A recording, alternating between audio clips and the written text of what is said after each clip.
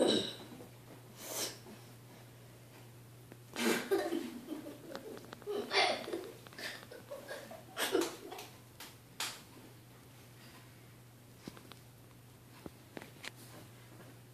name is Ernestine Johnson. I am a student at Columbia College. My major is psychology. I'm going to speak to you today on researching family history.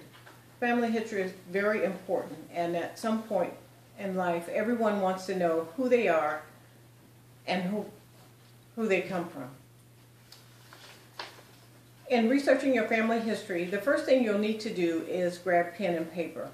There are some forms that are very useful and helpful in collecting your information.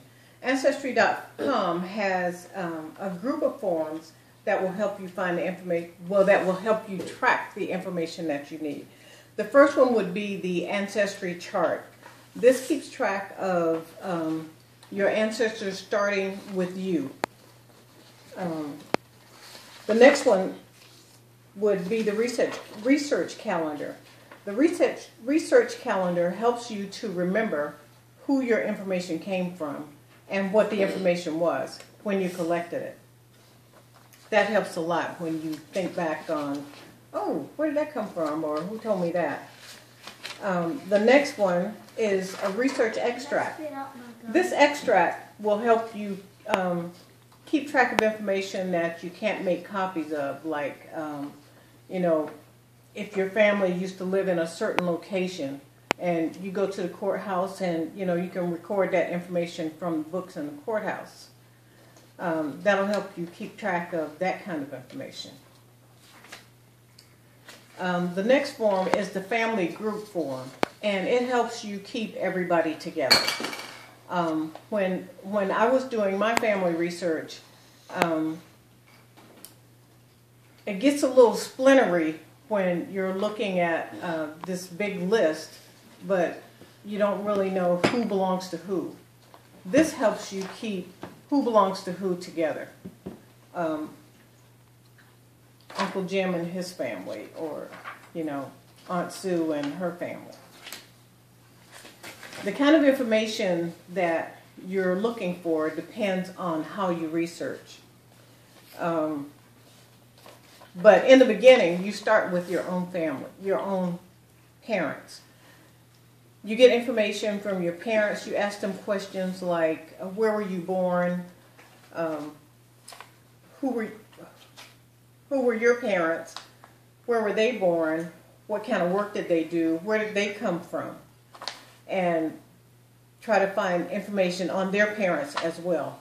And don't forget to ask questions about other senior people in your family who may have other information.